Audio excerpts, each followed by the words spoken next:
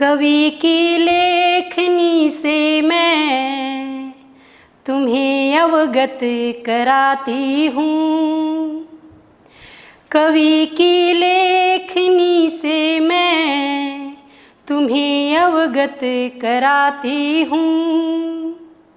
कविता के सभी घटकों से पहचान कराती हूँ।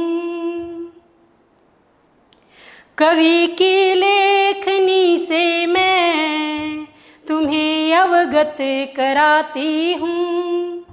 कविता के सभी घटकों की पहचान कराती हूँ।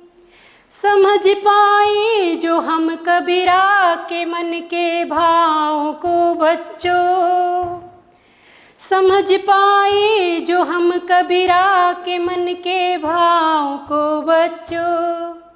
चलो आओ तुम्हें मैं, चलो आओ आज उनके मैं पद पढ़ाती हूँ। प्यारे बच्चों, मैं आपको आरोह पुस्तिका में संकलित कबीर दास द्वारा रचित कबीर के पद अब मैं पढ़ाऊंगी। तो आइए पढ़ते हैं कबीर दास के पद। उससे पहले हम कबीर दास जी के बारे में जानेंगे। तो देखिए, कबीर दास जी का जीवन परिचय। मैं कहता हूँ आँखन देखी, तू कहता कागद की लेखी। कबीर दास जी कहते हैं कि मैं कहता आँखन की देखी, कि मैं तो अपनी आँखों देखा हाल बताता हूँ, लेकिन तुम तो कागज़ पर लिखा हुआ बोलते हैं। कबीर दास जी हिंदी साहित्य के भक्तिकालीन, जिसे हम स्वर्ण युग भी कहते हैं, उसके प्रमुख कवि हुए हैं। कबीर दास जी के बारे में जितना कहा जाए उतना कम है। कहा जाता है कि ये अनपढ़ होते हुए भी इन्होंने जो काव्य लिखा है वो आज भी लोगों के द्वारा बड़ी मधुरता से गाया जाता है। जानिए कबीर दास जी के बारे में। कबीर दास जी का जन्म सन 1398 में वाराणसी के पास लहर तारा, जो कि उत्तर प्रदेश में है, वहाँ पर हुआ। यहाँ पर एक किंवदंती है, जनश्रुति है कि इनका जन्म विधवा ब्राह्मणी के गर्भ से हुआ, जिसे लोक लाज के कारण उन्होंने इसका त्याग कर दिया और नीरू नीमा नामक जुलाहा दंपत्ति ने इनका पालन पोषण किया और तभी से इसे कबीर जुलाहा के नाम से जाना जाता है। इनके माता पिता ने इनका नाम कबीर रखा और इन्होंने अपने नाम की सार्थकता को बहुत अच्छे से दिखाया। कबीर दास जी की प्रमुख रचनाएं। कबीर दास जी की एक ही ग्रंथ जो हमें अवेलेबल है, अभी मिला है, बीजक, जिसमें साखी, सबद एवं रामायणी संकलित हैं। इनकी मृत्यु सन 1518 में बस्ती के निकट मगहर में हुई। कबीर दास भक्तिकालीन स्वर्ण युग के और निर्गुण काव्यधारा के ज्ञानाश्री शाखा के प्रतिनिधि कवि है। वे अपनी बात को साफ एवं दो टूक शब्दों में प्रभावी ढंग से कह देने के हिमायती थे। बन पड़े तो सीधे सीधे, नहीं तो दरेरा देकर। इसीलिए कबीर को हजारी प्रसाद द्विवेदी जी ने वाणी का डिक्टेटर कहा है। अब आगे देखिए, कबीर के जीवन में के बारे में अनेक किंवदंतियां प्रचलित है। उन्होंने अपनी विभिन्न कविताओं में खुद को काशी का जुलाहा कहा है। कबीर के विधिवत साक्षर होने का कोई प्रमाण नहीं मिलता। कबीर दास जी ने लिखा है कि मसी कागद छूयो नहीं, मसी कागद छूयो नहीं, कलम गयो नहीं हाथ। मैंने कागज को छुआ नहीं और कलम को पकड़ा नहीं। जैसी कबीर की पंक्तियां भी इस का प्रमाण देती है। उन्होंने देशाटन और सत्संग से ज्ञान प्राप्त किया। किताबी ज्ञान के स्थान पर आंखों देखे सत्य और अनुभव को उन्होंने प्रमुखता दी। उनकी रचनाओं में नाथों, सिद्धों और सूफी संतों की बातों का प्रभाव मिलता है। वे कर्मकांड और वेद विचार के विरोधी थे तथा जाति भेद, वर्ण भेद और संप्रदाय भेद, सद्भाव और समानता का उन्होंने हमेशा समर्थन किया है। कबीर दास जी ने अंधविश्वास का खुलकर खंडन किया है। वो उनका विरोध करते थे और उनकी जो लिखे हुए दोहे हैं वो आज भी बहुत अच्छे से गाए जाते हैं।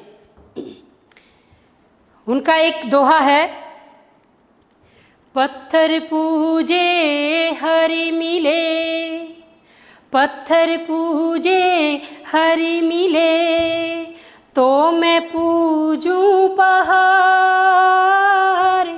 ताते तो चाकी भली, फीस खाए संसार। कि अगर पत्थर की मूर्ति को पूजने से भगवान मिलते हैं तो मैं उस पहाड़ को ही पूजूं जिसके पत्थरों से चक्की बनाई जाती है और उससे आटा बनाया जाता है और जिससे लोग अपना पेट भरते हैं। तो इस प्रकार कबीरदास जी ने जाति प्रथा का और कर्म कांडों का विरोध किया है। ये इस महान कवि के अंदर विद्यमान गुण थे। आज जो हम कबीरदास जी के पद कर रहे हैं, उन पदों में पहला जो हमारा पद है उसमें कबीरदास जी ने परमात्मा के एकत्व पर बल दिया है। उन्होंने परमात्मा को एक माना है। जो लोग उन्हें दो मानते हैं उनका उन्होंने विरोध किया है। और जो दूसरा पद है, कबीर ने बाह्याडंबरों पर प्रहार किया है। साथ ही यह बताया है कि अधिकांश लोग अपने भीतर की ताकत को न पहचान कर अनजाने में अवास्तविक संसार से रिश्ता बना बैठते हैं और वास्तविक संसार से बेखबर रहते हैं। दोनों पद जयदेव सिंह और वासुदेव सिंह द्वारा संकलित संपादित कबीर वाङ्मय खंड 2 शब्द से लिए गए हैं। तो आइए अब हम करते हैं कबीरदास द्वारा रचित जो पद हैं उनके अंदर जो शब्द आए हैं उनके अर्थ हम जानेंगे। देखिए, दोजख, दोजख मीन दोजख माने नरक, समाना व्याप्त, खाक मिट्टी, कोहरा कुम्हार या कुंभकार, साना एक साथ मिलाकर, बाढ़ी बढ़ई, अंतरी भीतर, स्वरूपई स्वरूप, गर्भाना गर्व करना, निर्भयी निर्भय, बहुराना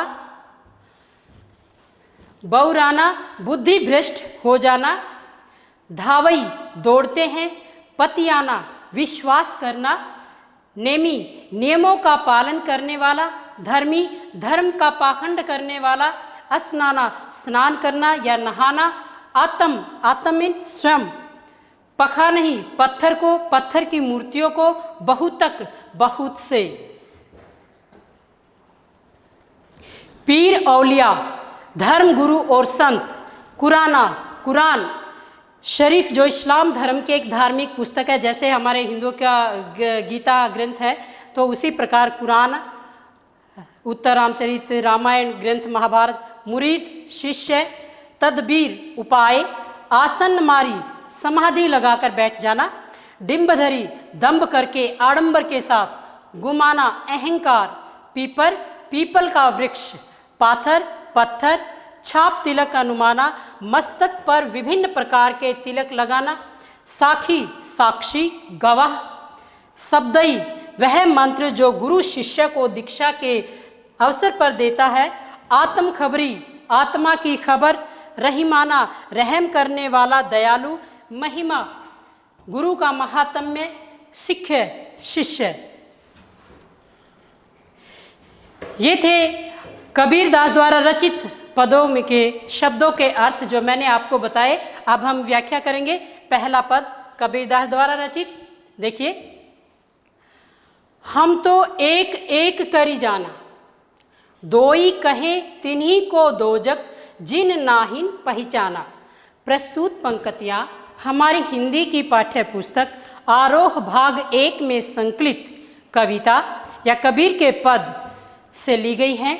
इनके रचयिता कबीरदास जी हैं और यहाँ पर कबीरदास जी ने ईश्वर के एक रूप को स्वीकार किया है और यहाँ पर उन्होंने उसी बात पर बल भी दिया है। वो अपनी इस बात को प्रमाणित भी करना चाहते हैं। देखिए, हम तो एक एक करी जाना, यहाँ पर एक शब्द 2 बार प्रयुक्त हुआ है। एक एक, मैंने पहली वीडियो में भी आपको बताया था, जब एक ही शब्द की आवृत्ति बार बार हो और उसका अर्थ हर बार अलग हो तो वहाँ पर यमक अलंकार होता है। एक यानी संख्या में एक और एक यहाँ परमात्मा के लिए कहा गया है। हम तो एक एक करी जाना, कबीरदास जी कहते हैं कि हमने तो भगवान को एक ही जाना है। दोई कहे तिन्हीं को दोजक, जिन नाहिन पहचाना, दोई जो दो कही कहते हैं, तिन्हीं उनको दो जख जिन नाहिन पहचाना, कि जिन लोगों ने भगवान के एक स्वरूप को नहीं पहचाना और जो परमात्मा को दो कहते हैं, उन लोगों का तो नरक में वास होना चाहिए या उन्हें तो नरक में जाना चाहिए। एक ही पवन एक ही पानी एक ही ज्योति समाना। अब यहाँ पर कबीरदास जी जो लोग भगवान को दो कहते हैं उनकी बात के ऊपर अपनी बात को प्रमाणित करते हुए कि परमात्मा एक है, वो क्या कहते हैं? एक ही पवन एक ही पानी एक ही ज्योति समाना, कि संसार में इस पृथ्वी पर एक ही पवन है, एक ही हवा बहती है, एक ही वायु चलती है, एक ही पानी, एक ही रंग का पानी पूरे विश्व में इस पृथ्वी पर बह रहा है, एक ही ज्योति समाना, और हर व्यक्ति के अंदर उस एक ही ज्योति का वास है, आत्मा का वास है। एक ही खाक गढ़े सब भांडे एक ही कोहरा साना। अब देखो उन्होंने बहुत ही अच्छा उदाहरण दिया है कि कोहरा, कोहरा माने कुम्हार, भांडे बर्तन, एक ही खाक गढ़े सब भांडे, कि जिस प्रकार एक ही कोहरा साना, जिस प्रकार कुम्हार एक ही मिट्टी से अलग अलग तरह के बर्तन बनाता है। आप सभी ने देखा होगा जब हम कुम्हार के पास जाते हैं, मटका लेने जाते हैं, तो उसके पास बहुत सारी चीज़ें होती हैं। वो सुराही भी बना रखी है, चिलम भी होती है, दिया भी है, तो उसी मिट्टी से वह विभिन्न प्रकार के बर्तन बनाता है। जैसे बाड़ी काष्ठी काटे अग्नि न काटे कोई, सब घटी अंतर तू ही व्यापक धरे स्वरूप सोई। कबीरदास जी क्या कहते हैं कि एक ही पवन एक ही पानी और एक ही ज्योति हर व्यक्ति के अंदर समाई हुई है। जिस प्रकार कुम्हार एक ही मिट्टी से अलग अलग तरह के बर्तन बनाता है, उसी प्रकार परमात्मा ने 5 तत्वों से मिलाकर इस शरीर का निर्माण किया है। 5 तत्वों से मिलाकर इस पृथ्वी पर रहने वाले कितने सारे जीवों का निर्माण किया है। हर जीव हर प्राणी का निर्माण उन्हीं 5 तत्वों से मिलकर हुआ है। जिस प्रकार कुम्हार एक ही तरह की मिट्टी से अलग अलग बर्तन बनाता है। जैसे बाढ़ी काष्ठ ही काटे, बाढ़ी माने बढ़ई, बढ़ई हमारी लोकल भाषा में खाती जिसे कहते हैं। एक ही जैसे बाड़ी काष्ठी काटे अग्नि ने काटे कोई, जिस प्रकार बढ़ई लकड़ी को तो काट सकता है लेकिन उस लकड़ी के अंदर विद्यमान अग्नि को नहीं काट सकता, उसी प्रकार सब घटी अंतर तू ही व्यापक धरे स्वरूप सोई, कि उसी प्रकार मनुष्य के अंदर जो आत्मा है वो कभी नहीं मरती, और जो शरीर है 5 तत्वों से मिलकर बना हुआ शरीर है वो नष्ट हो जाता है। सब घटी अंतरी, सब घटी सब के अंदर तू ही व्यापक, तू ही समाया हुआ है, धरई स्वरूप सोई, रूप चाहे कोई भी धरे, यानी किसी भी रूप में हो लेकिन हर प्राणी के अंदर आत्मा का निवास है। माया देखी के जगत लुभाना, काहे रे नरगर बाना, कि हे मनुष्य तू माया मोह माया को देखकर क्यों लोभ के वशीभूत हो रहा है, क्यों अहंकार कर रहा है। निर्भय भया कछु नहीं व्यापे, कहे कबीर दीवाना। कबीरदास जी कहते हैं कि यदि तुम मोह के से ग्रस्त नहीं हो तो तुम्हें निडर होकर जीवन जीना चाहिए। और कबीरदास जी यही कहते हैं कि वो व्यक्ति दीवाना होता है जिसके अंदर कोई लोभ नहीं होता, वो सांसारिक विषय वासनाओं से दूर रहता है, उसके अंदर परमात्मा का वास होता है और वो निर्भय रहता है। दूसरा पद, संतो देखत जग बौराना। अब इस पद के अंदर कवि ने लोगों के द्वारा जो आडंबर किए गए हैं उनका विरोध किया है और समाज का यथार्थ चित्रण हम सबके सामने किया है। देखिए, संतो देखत जग बौराना। कबीरदास जी कहते हैं, हे संतो हे साधुओं, देखो यह संसार तो पागल हो गया है, बोरा गया है। साच कहो तो मारन धावे, साच माने सच्ची बात, कहो कहते हैं तो मारन मारने को धावई दौड़ते हैं, कि यदि सच्ची बात कहते हैं तो मारने को दौड़ते हैं। झूठे जग पतियाना, पतियाना माने विश्वास करना, और झूठी बातों पर विश्वास करते हैं। इस संसार के प्राणी सत्य को स्वीकार नहीं करते बल्कि असत्य को स्वीकार कर लेते हैं। नेमी देखा धर्मी देखा, प्रातः करे स्नाना।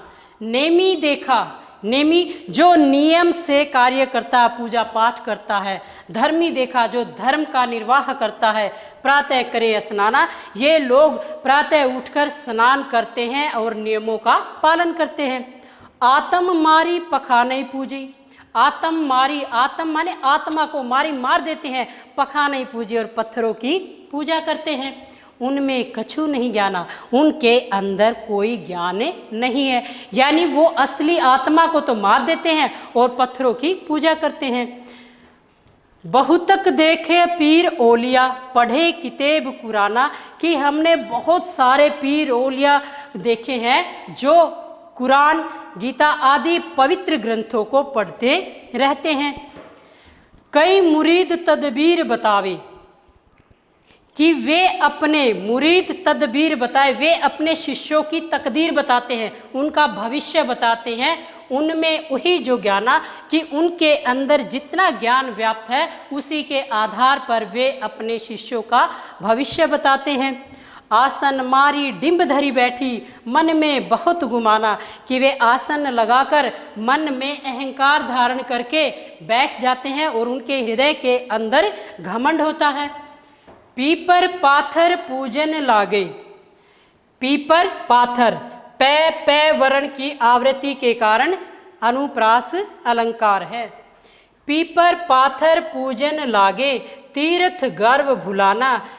अब देखो हमारे समाज के अंदर लोग जो आस्था रखते हैं, उस आस्था के साथ साथ वो बहुत सारी बातों से जुड़े हुए थे। उनके मन में एक भय होता है, जो परंपराएं चली आ रही हैं हम उन परंपराओं का निर्वाह करते हैं। उसी प्रकार देखिए पीपर, पीपर माने पीपल, पत्थर, जो पत्थर की मूर्तियां बनाते हैं, पूजन लागे, कि ये लोग पीपल की पूजा करते हैं, पत्थरों की पूजा करते हैं। तीर्थ गर्व भुलाना, और तीर्थ धाम पर तीर्थ होकर के अपने आप में घमंड महसूस करते हैं कि हमने तीर्थ कर लिए, यानी हम पवित्र हो गए हैं। टोपी पहिरे माला पहिरे, छाप तिलक अनुमाना। यहाँ पर कबीरदास जी ने लोगों के द्वारा जो आडंबर किया जाता है उनका भी यहाँ पर वर्णन किया है। टोपी पहरे, कि कुछ लोग अपने सिर पर टोपी पहनते हैं और बहुत सारे लोग मालाएं पहनते हैं। छाप तिलक अनुमाना, और तरह तरह के तिलक लगाते हैं जिससे वो अपनी एक पहचान बना लेते हैं। ये इस धर्म का पंडित है या इस धर्म का रहीम, जो भी बन के आते हैं, कि वो अपने अपने धर्म को दिखाना चाहते हैं। साखी शब्दई गावत भूले, कि ये लोग साखी शब्द गाते रहते हैं। आत्म खबरी न जाना, लेकिन आत्मा की खबर को नहीं जानते, आत्मा के रहस्य को नहीं जान पाते। हिंदू कहे मोहि राम प्यारा, तुर्क कहे रहीमाना। हिंदू कहे मोहि राम प्यारा, जो हिंदू संप्रदाय से संबंध रखते हैं वो कहते हैं कि हमें तो राम प्यारा है, और जो मुस्लिम से रखते हैं वो रहीम को अपना भगवान मानते हैं। आपस में दो लरी लरी मुए, आपस में वो दोनों संप्रदाय के लोग आपस में लड़ते हैं और लड़ते लड़ते मर जाते हैं, एक दूसरे को मार डालते हैं। मर्म न काहू जाना, लेकिन दोनों ही संप्रदाय के लोग इस सत्य को नहीं जानते कि परमात्मा एक है। घर घर मंत्र देत फिरत हैं, महिमा के अभिमाना। घर घर, कि ये जो व्यक्ति हैं ये घर घर जाकर के मंत्र देते हैं महिमा के अभिमाना, और अपनी महिमा के ऊपर अभिमान करते हैं कि वो बहुत ज्ञानी हैं। गुरु के सहित शिक्षे सब बूढ़े, गुरु के सहित, सहित माने साथ, शिक्षे माने शिष्य, सब बूढ़े, बूढ़े माने डूब जाते हैं। कि उस गुरु के साथ साथ उनके जो शिष्य है वो भी डूब जाते हैं। अंतकाल पछताना और अंतिम समय में उन्हें पछताना पड़ता है। अर्थात जो अज्ञानी गुरु होता है उसकी शरण में गए हुए शिष्य का भी कोई उद्धार नहीं होता। कहे कबीर सुनो हो संतो ई सब भर्म भुलाना। कबीरदास जी कहते हैं कि हे साधुओं, हे संतो, सुनो, वो इस भ्रम में जीते रहते हैं कि वही सब कुछ जानते हैं। केतिक कहो, कितनी बार कहा, कहा नहीं माने, उन्होंने मेरा कहा नहीं माना। सहज ही सहज समाना कि परम पिता परमात्मा को तो सहज भाव से ही प्राप्त किया जा सकता है, कि वो परम पिता परमात्मा तो निर्गुण ब्रह्मा है, उसके लिए हमें कोई आडंबर करने की ज़रूरत नहीं है। वो परम पिता परमात्मा हमारे हृदय के अंदर वास करता है, हमें उस परमात्मा को अपने हृदय के अंदर ही ढूंढना चाहिए, ना कि आडंबरों में उसे खोजना चाहिए।